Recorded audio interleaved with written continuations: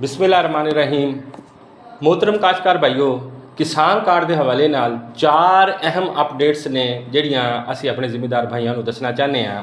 सब तो पहले नए किसान कार्ड बनाए जा रहे हैं।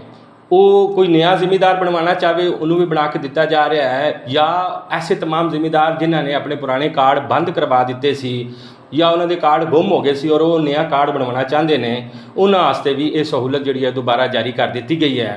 नंबर 2, फेज़ 1, फेज़ 2 और फेज़ 3 के ऐसे तमाम जिमीदार जोड़े डिफाल्टर लिस्ट शामिल हो चुके सी, हुकूमत ने उन्होंने खिलाफ मौसर कानूनी कार्रवाई करने का असूली जोड़ा है मौकफ वो अख्तियार कर लिया है। नंबर 3, किसान कार्ड के मुख्तलिफ किस्म के मसाइल के हल वास्ते बैंक ऑफ पंजाब की मेन ब्रांच और डिप्टी डायरैक्टर ज़राअत तुसी के दफातर के विच हैल्प डेस्क का जोड़ा है क्याम अमल च लिया जा रहा है। नंबर 4, ऐसे तमाम जिमीदार जिन्होंने अपने किसान कार्ड बंद करवा दिते सी और हुण वो अपना रकबा अगे मुंतकिल करना चाहते हैं, यानी रकबे नूं ट्रांसफर करना चाहते हैं, लेकिन उन्होंने रकबे के उत्ते इतबा का लफज जोड़ा है वो लगा है, जिंदी वजह तो रकबा अगे मुंतकिल नहीं हो रहा।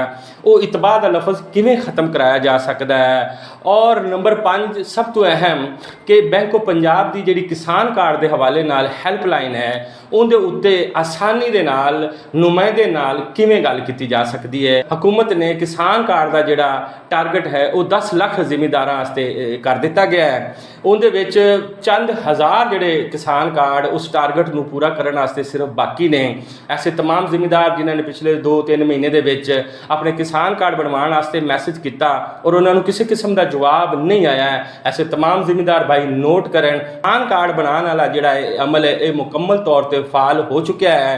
हुण तुसीं अपना किसान कार्ड जोड़ा है एक मैसेज के जरिए अपना किसान कार्ड बनवा सकते जे। किसान कार्ड बनवाने वास्ते सिम का तुहाडे नाम होना जरूरी है और दूसरे नंबर पर वो सिम कन्वर्ट ना होवे जिहड़े नैटवर्क की है उस नैटवर्क पर वो सिम मौजूद होनी चाहिए है। उहदे विच चंद रुपए का लोड होना चाहिए है। उस सिम के जरिए तुसीं सिंपल एक मैसेज करना है, बड़ियां लफ्ज़ों के विच लिखना है PKC, एक स्पेस देनी है, उस बाद अपना शनाख्ती कार्ड बगैर डैशां दे लिखना है और उन्होंने 80-70 ते मैसेज कर। और जो तुसीं ये मैसेज करोगे तो फौरन तुहानूं उनका कोई ना कोई जवाब आ जाएगा, या तो तुहानूं ये जवाब आएगा कि तुहाडी दरखास्त मौसूल हो गई है और इहदे ते कार्रवाई जारी है, इहदा मतलब है तुहाडा मैसेज बिल्कुल ठीक चला गया है। और अगर तुहाडा कोई मसला होएगा, मसलन शनाख्ती कार्ड के उत्ते डेट ऑफ एक्सपायरी जिहड़ी है वो नज़दीक दी होवे या तुहाडा रकबा ऑनलाइन नहीं है, उनका अगर कोई भी मसला आएगा तो तुहानूं फौरन उनका जवाब आ जाएगा कि तुहाडा यह मसला है। अगर तुसीं उस मसले नूं हल करके दोबारा मैसेज करोगे तो तुहाडा किसान कार्ड बन जाएगा। दूसरे नंबर पर ऐसे तमाम जिमीदार भाई जिन्होंने पहले अपना किसान कार्ड बनवाया, एक आध मरतबा इस्तेमाल भी किया, उस तो बाद या तो उन्होंने खुद जाती दिलचस्पी नाल किसान कार्ड बंद करवा दिता या उन्होंने कार्ड गुम हो गया और उन्होंने पीछे कॉल करके अपना कार्ड बंद करवाता।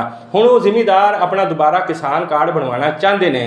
ऐसे जिमीदार अपना किसान कार्ड बनवाने वास्ते बैंक ऑफ पंजाब की किसान कार्ड के मुतलक जी हैल्पलाइन है उत्थे कॉल करेंगे, अपने पुराने ही क्वाइफ के तहत नवा कार्ड यानी डुप्लीकेट कार्ड जारी करने की दरखास्त देंगे और उन्होंने डुप्लीकेट किसान कार्ड जोड़ा है वो जारी कर दिता जाएगा। दूसरे नंबर पर जिहड़े ऐसे तमाम जिमीदार जिहड़े फेज़ 1, फेज़ 2 या फेज़ 3 दे विच अपनी रिकवरी जमा कराने दे विच नाकाम रहे, हुकूमत ने उन्हां दीयां लिस्टां जिहड़ियां ने फाइनल कर लईआं ने, उन्हां दी लिस्टां की तस्दीक हो चुकी है।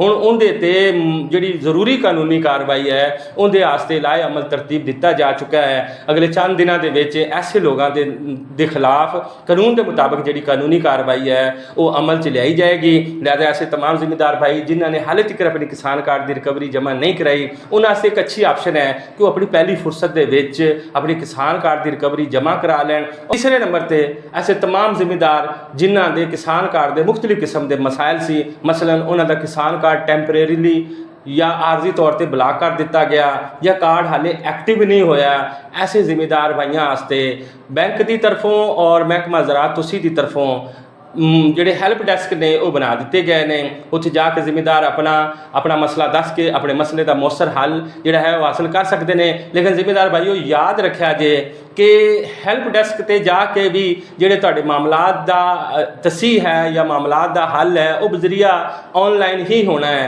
लिहाजा बेहतर है कि तुसी अपने इस तरह के तमाम तर मामलात का हल जोड़ा है वो हैल्पलाइन ते कॉल करके उत्थों तुसी अपने मामलात हल करा लो।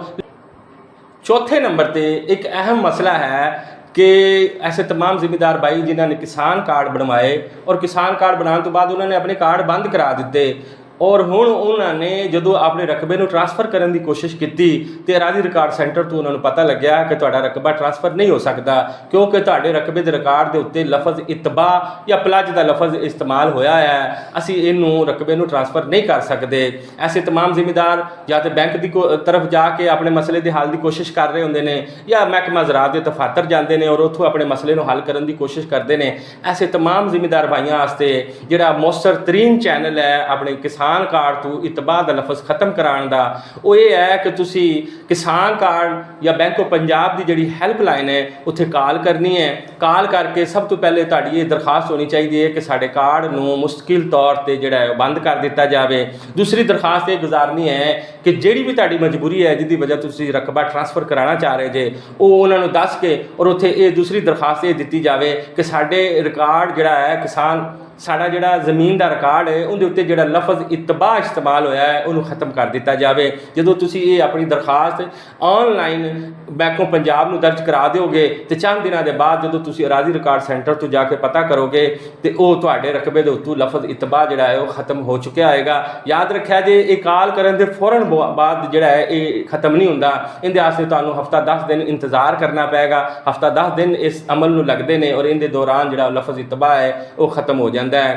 आखिरी गल जी सब तो जी अहम गल कि जितने भी असी मसाइल का जिक्र किया है उन्होंने यही बार बार गल की जा रही है कि हैल्पलाइन पर कॉल करके तुसी अपने मसाइल का हल लै सकते जे। लेकिन जिम्मेदारों की शिकायत होंगी है कि असी जो हैल्पलाइन पर कॉल करने हैं घंटिया तक सानू कॉल करनी पैंदी लेकिन साडा हैल्पलाइन पर रबता नहीं हुंदा।